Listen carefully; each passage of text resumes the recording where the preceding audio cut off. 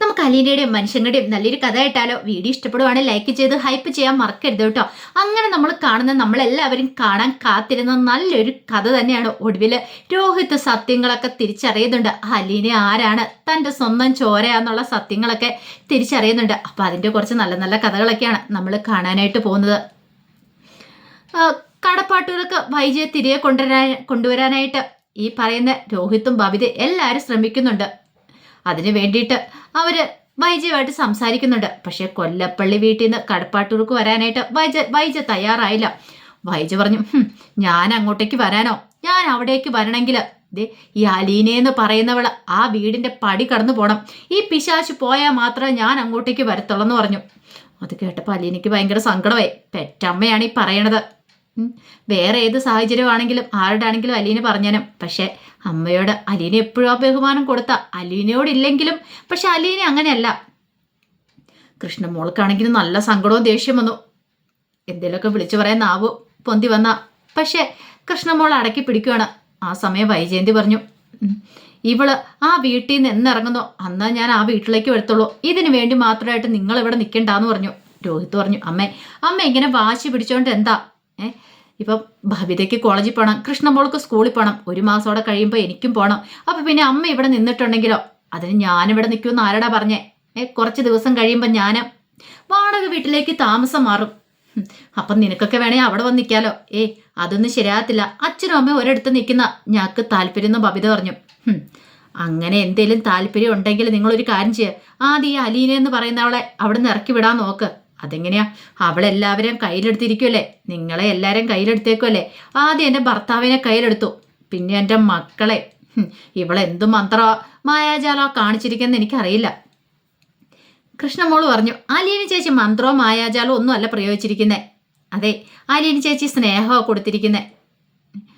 പിന്നെ സ്നേഹം കൊടുത്ത്. അതെ, അമ്മ അസൂയപ്പെട്ടിട്ട് കാര്യമില്ല. അമ്മയ്ക്കില്ലാത്ത സാധനമാണെന്ന് പറഞ്ഞു. അതേടി, എനിക്കില്ല. നീയൊക്കെ ഇതൊക്കെ തന്നെ പറയണം. നിന്നെ പെറ്റു വളർത്തിയതിനുള്ള കൂലിയാ നീയൊക്കെ തരുന്നല്ലേ? അതാ നീ ഇങ്ങനെയൊക്കെ പറയണേ. അമ്മേ, ആ കണക്ക് മാത്രം ആരും പറയേണ്ട കാര്യമൊന്നുമില്ല. അമ്മയ്ക്ക് നാണമുണ്ടോ ഇങ്ങനെ പറയാനായിട്ട് എന്ന് കൃഷ്ണമോള് ചോദിച്ചു. അതെ, നിനക്ക് അല്ലേലും നാക്കിന് ഇത്തിരി എല്ലു കൂടാലാന്നുള്ള കാര്യം എനിക്കറിയാം. അപ്പോഴേക്കും രോഹിത്ത് പറഞ്ഞു, അമ്മയെ വഴക്കുണ്ടാക്കാൻ വേണ്ടി വന്നതല്ല ഞങ്ങള്. എന്താണെങ്കിലും ഇവിടെ അധിക ദിവസം നിൽക്കാൻ പറ്റില്ല. ഇപ്പം തന്നെ കമലാൻ്റിയുടെ മുഖമൊക്കെ കറുത്തു തുടങ്ങി. ഞങ്ങൾക്ക് തിരിച്ചു പോയേ മതിയാവുള്ളൂ. അതിനെന്താ, പോവണ്ടെന്ന് ഞാൻ പറഞ്ഞോ? പോണെങ്കിൽ പോണം. അത് കേട്ട് കഴിഞ്ഞപ്പോൾ പവിത പറഞ്ഞു, അമ്മയെ കൂട്ടിക്കൊണ്ട് പോകാനല്ല ഞങ്ങൾ വന്നേ. അലീന ചേച്ചിയും അതിന് വേണ്ടിയാ വന്നിരിക്കുന്നേ. ഇവളാ വീട്ടിൽ നിന്ന് പോയാൽ മാത്രമേ ഞാൻ അങ്ങോട്ടേക്ക് വരത്തുള്ളൂ. അലീന പറഞ്ഞു, ഞാൻ പൊയ്ക്കോളാം മാഡം, ഒരു 3-4 ദിവസത്തിനുള്ളിൽ ഞാൻ പൊയ്ക്കോളാം. എടി, ഇത് ഞാൻ കേൾക്കാൻ തുടങ്ങിയിട്ട് കുറേ ദിവസമായി. ഇന്നാട്ടെ നാളെ ആട്ടേന്ന്. എന്നെങ്കിലും നീ പോകുമോ? വെറുതെയാ, നീ പോവാനൊന്നും പോകുന്നില്ല. അവിടെ ചെന്ന് കഴിയുമ്പോഴത്തേനും നിന്റെ വിധം മാറും. അട്ടയെ പോലെ കയറി മെത്തേ കിടക്കുമല്ലേ? ചവിട്ടി അരച്ചാലും അല്ലെങ്കിൽ തോണ്ടി എറിഞ്ഞാലും പോവത്തില്ലല്ലോ. ഈ സമയത്ത് അലീന ഇങ്ങനെ വല്ലാതെ ദയനീയമായിട്ടൊന്ന് നോക്കുവാണ്. അപ്പോഴേക്കും കൃഷ്ണമോള് പറഞ്ഞു, അമ്മ എന്തൊക്കെയമ്മ പറയണമെന്ന് ചോദിച്ചു. നീ മിണ്ടരുത്. ഇപ്പം നിങ്ങളെല്ലാവരും കൂടെ അവളുടെ ശിങ്കിടിയാന്ന് എനിക്കറിയാം. അപ്പോഴേക്കും അലീന പറഞ്ഞു, ഞാൻ ആരെ ശിങ്കിടിയായിട്ട് എടുത്തു വെച്ചിട്ടില്ല മാഡം. മാഡത്തിൻ്റെ മക്കൾ തന്നെയാ. കാരണം അവർക്ക് വിവേകബുദ്ധിയും കാര്യങ്ങളൊക്കെ ഉണ്ട്. കാര്യങ്ങളൊക്കെ തിരിച്ചറിയാനുള്ള കഴിവും കാര്യപ്രാപ്തിയും ഉണ്ട് അവർക്ക്. അവരോട് പ്രത്യേകിച്ച് നമ്മളൊന്നും പറഞ്ഞു കൊടുക്കേണ്ട കാര്യമില്ല. വിതയ്ക്കുന്നേ കൊയ്യോളം എന്നല്ലേ പറയണത്. നമ്മൾ അവർക്ക് സ്നേഹം കൊടുത്തിട്ടുണ്ടെങ്കിൽ അവർ നമുക്ക് തിരിച്ച് സ്നേഹം തരും. മാഡം അവരിൽ നിന്ന് ശരിക്കും സ്നേഹിച്ചു നോക്ക്. അപ്പം മാഡത്തിന് അവരുടെ സ്നേഹം കിട്ടുമെന്ന് പറഞ്ഞു. അതെ, നീ കൂടുതൽ എന്നെക്കുറിച്ച് സ്നേഹത്തെക്കുറിച്ചൊന്നും പഠിപ്പിക്കണ്ട. അത് പറയാൻ നിനക്കെന്താടി യോഗ്യത? കണ്ട കുപ്പത്തൊട്ടിന്ന് കയറി വന്നവളല്ലേ നീ? പിഴച്ച് പ്രസവിച്ച സന്തതി എന്നൊക്കെ പറഞ്ഞു. അപ്പോഴേക്കും അലീന പറഞ്ഞു, മാഡം ഇങ്ങനെയുള്ള വാക്കുകളൊന്നും പ്രയോഗിക്കരുത്. അതെ, വാക്കുകൾ സൂക്ഷിച്ച് ഉപയോഗിക്കണം. നമ്മുടെ കയ്യിൽ നിന്ന് പോയിട്ടുണ്ട്, പിന്നെ നമുക്ക് തിരിച്ചെടുക്കാൻ പറ്റില്ല. വാവിട്ട വാക്കും കൈവിട്ട കല്ലും പിന്നെ നമുക്ക് എടുക്കാൻ പറ്റില്ലെന്ന് അറിയാലോ. നീ കൂടുതൽ തത്വമൊന്നും പറയണ്ട, ഒന്ന് പോയി തന്നാൽ മതി എന്ന് പറഞ്ഞു. അപ്പോഴേക്കും രോഹിത്ത് പറഞ്ഞു, ഇനി പറഞ്ഞിട്ട് കാര്യമില്ല. അമ്മയുടെ ഇഷ്ടം എന്താണെന്ന് ചെയ്യുക. ഇനി അമ്മയോട് തറയ്ക്കാൻ ഞങ്ങളില്ല എന്ന് പറഞ്ഞു. ഒടിയിൽ വൈജയന്തി പറഞ്ഞു, ഇവളെ പറഞ്ഞു വിടുവാണെങ്കിൽ ഞാൻ വരും. ഞങ്ങളിൽ ആരെങ്കിലും ഒരാൾ അവിടെ കാണത്തുള്ളെന്ന് പറഞ്ഞു. പിന്നീട് കുട്ടികൾ അവിടെ നിന്നില്ല. അവർ പുറത്തേക്ക് ഇറങ്ങിപ്പോന്നു. അലീനയ്ക്കും ഭയങ്കര വിഷമമായിപ്പോയി. പുറത്തിറങ്ങി വന്നിട്ട് അവർ ആലോചിച്ച് കഴിഞ്ഞപ്പോൾ അലീന പറഞ്ഞു, എന്താണെങ്കിലും എനിക്കിനി ഇവിടെ നിൽക്കാൻ പറ്റില്ല, ഞാൻ വീട്ടിലേക്ക് പോകാമെന്ന് പറഞ്ഞു. അപ്പം ബബിതയൊക്കെ പറഞ്ഞു, പിന്നെ ഞങ്ങൾ ഇവിടെ നിൽക്കാനാണോ? ഞങ്ങൾ ഇവിടെ നിൽക്കത്തില്ല, ഞങ്ങളും അങ്ങോട്ടേക്ക് തന്നെ വരുക. അമ്മയുടെ ഇഷ്ടം ഇവിടെ നിൽക്കാനാണ്, അമ്മ നിൽക്കട്ടെ എന്ന് പറഞ്ഞു. അങ്ങനെ ഒടുവിൽ മനുവിനോടൊക്കെ ചെന്ന് കാര്യം പറയുന്നുണ്ട്. മനു പറഞ്ഞു, ആൻറ്റിയുടെ സ്വഭാവമല്ലേ, അതിപ്പോൾ ആരെ കൊണ്ട് മാറ്റാൻ സാധിക്കുമെന്ന് തോന്നില്ല. പട്ടിയുടെ വാല് 12 കൊല്ലം കുഴലിട്ടാലും നിവരില്ല എന്ന് പറഞ്ഞ പോലെ ആൻറ്റിയുടെ സ്വഭാവം. ആൻറ്റിക്ക് ഇനി നന്നാവണം സ്വയം തോന്നിയാൽ മാത്രം ആൻറ്റി നന്നാവുള്ളൂ. നമ്മൾ എത്ര വടം വലിച്ചാലും വടം പൊട്ടിപ്പോയാലും ആൻറ്റി പിടിവിടില്ല എന്ന് പറഞ്ഞു. ഒടുവിൽ അങ്ങനെ യാത്ര പറഞ്ഞ് അവർ ഇറങ്ങുവാണ്. അപ്പോഴാണ് കമലയ്ക്ക് ശരിക്കും ഒരു ആശ്വാസമായത്. ഇനി വൈജയന്തിയും കൂടെ പോയാൽ മതി, അങ്ങനെയാണെങ്കിൽ ഒരു ആശ്വാസം ആയേനം. അങ്ങനെ തിരികെ വീട്ടിലേക്ക് പോകുന്ന വഴിക്ക് രോഹിത് പറഞ്ഞു, ഇനിയിപ്പം നമ്മൾ എന്ത് ചെയ്യും? നമ്മൾ പ്രതീക്ഷയോട് കൂടിയിട്ടാണല്ലോ പോയത്, അമ്മയെ തിരികെ കൊണ്ടുവരാന്ന് ഓർത്തുണ്ട്. അപ്പോഴേക്കും അലീന പറഞ്ഞു, എൻ്റെ മനസ്സിലൊരു ഐഡിയ ഉണ്ട്. എന്ത്? അല്ല, ഞങ്ങൾ രണ്ടുപേരിൽ ഒരാളല്ലേ വീട്ടിൽ കാണുള്ളൂ എന്ന് പറഞ്ഞിരിക്കുന്നേ, അപ്പം ഞാൻ പോയിക്കൊള്ളാം, ഞാനിനി ആ വീട്ടിൽ നിൽക്കുന്നില്ല എന്ന് പറഞ്ഞു. അലീന ചേച്ചി പോവാനോ? എങ്ങോട്ട് എന്ന് കൃഷ്ണമോള് ചോദിച്ചു. എവിടേക്കെങ്കിലും, അങ്ങനെയൊന്നും തീരുമാനിച്ചിട്ടില്ല. ഇന്നത്തെ കാലത്ത് എവിടെയെങ്കിലും വീട്ടു ജോലിക്ക് കിട്ടാനാണോ ബുദ്ധിമുട്ട്? ഞാൻ മനുവേട്ടനോട് പറഞ്ഞിട്ടുണ്ട്, അല്ലെങ്കിൽ ഗ്രഹസമാൻറ്റിയോടോ മാമച്ചനങ്ങളോടോ ആരോടെങ്കിലും പറയാം, അവരെവിടെയെങ്കിലും ശരിയാക്കി തരുമായിരിക്കും, ഞാൻ അവിടെ പോയി ജോലി ചെയ്തോളാം. അപ്പോഴേക്കും ബബിത പറഞ്ഞു, അതൊന്നും ശരിയാകത്തില്ല. അതെന്താ? അലീന ചേച്ചി പോയിട്ടുണ്ടെങ്കിൽ വീട്ടിലെ കാര്യങ്ങളൊക്കെ ആരാ നോക്കുന്നേ? അതിന് പുതിയൊരു ജോലിക്കാരി വരുമല്ലോ, അവർ കാര്യങ്ങളൊക്കെ നോക്കിക്കോളാന്ന് പറഞ്ഞു. രോഹിത്ത് പറഞ്ഞു, ആർക്കും അങ്ങനെ സമ്മതമായിരുന്നില്ല. അലീന പോകുക എന്ന് പറഞ്ഞാൽ സ്വന്തം ചേച്ചി പോകുന്ന പോലൊരു ബുദ്ധിമുട്ടാണ് അവരുടെയൊക്കെ ഉള്ളിലുള്ളത്. അങ്ങനെ ഒടുവിൽ അവരാരും മിണ്ടിയില്ല. വീട്ടിലെത്തുന്നോടം വരെ പിന്നെ ആരും ഒന്നും സംസാരിച്ചില്ല. എല്ലാവർക്കും നല്ല വിഷമമായിരുന്നു. വീട്ടിലേക്ക് വന്നു കഴിഞ്ഞപ്പോൾ ബാലേന്ദ്രൻ അങ്ങോട്ട് ഇറങ്ങിച്ചെന്നു. എല്ലാവരും വന്നല്ലോ, എന്തിയേ? നിങ്ങൾ കൂട്ടിക്കൊണ്ട് പോയ ഒരാളെ കൂട്ടിക്കൊണ്ട് വരുമെന്നും പറഞ്ഞല്ലേ പോയത്, എന്നിട്ട് ആളെന്ത് ചെയ്തെന്ന് ചോദിച്ചു. കൃഷ്ണമോള് പറഞ്ഞു, വന്നില്ല എന്ന് പറഞ്ഞു. സമാധാനം, അത്ര സമാധാനമായെന്ന് പറഞ്ഞു. അപ്പോഴേക്കും അലീന പറഞ്ഞു, ഇനിയാണ് ശരിക്കുള്ള സമാധാനം വരാൻ പോകുന്നതെന്ന് പറഞ്ഞു. അതെന്താ മോളെ നീ അങ്ങനെ പറഞ്ഞേ? അച്ഛൻ വിഷമിക്കൊന്നും വേണ്ട, ഇനി എന്താണെങ്കിലും എല്ലാ കാര്യങ്ങളെല്ലാം ഓക്കെ ആയിക്കോളൂ എന്ന് പറഞ്ഞിട്ട് അലീന അങ്ങോട്ട് കയറിപ്പോയി. അപ്പോഴേക്കും ബാലേന്ദ്രൻ ചോദിച്ചു, ഇതെന്ത് പറ്റി അവൾക്ക്? അവളെന്താ ഇങ്ങനെയൊക്കെ പറഞ്ഞിട്ട് പോയത്? രോഹിത്ത് പറഞ്ഞു, അലീന ചേച്ചി ഇവിടെ നിൽക്കുന്നില്ല, അലീന ചേച്ചി പോകുവാന്നാ പറഞ്ഞേ. പോകുവാന്നോ? അതെ, അലീന ചേച്ചി വീട്ടിൽ നിന്ന് പോകുവാന്ന് അമ്മ പറഞ്ഞിരിക്കുന്നേ. അമ്മയോ അലീന ചേച്ചിയോ ആരെങ്കിലും ഒരാളോ ഈ വീട്ടിൽ കാണുവാളെന്നാ. അപ്പം ചേച്ചി പോയിക്കോളാന്ന് ചേച്ചി പറഞ്ഞു. ബാലേന്ന് പറഞ്ഞു, അവളെങ്ങോട്ട് പോകാനായിട്ട്? അതൊന്നും അറിയത്തില്ല. കൃഷ്ണമോള് പറഞ്ഞു, അമ്മ ഭയങ്കര പിടിവാശിയില്ല, ചേച്ചിക്ക് നല്ല സങ്കടമായി. ചേച്ചി കുറേ ചീത്ത പറഞ്ഞു.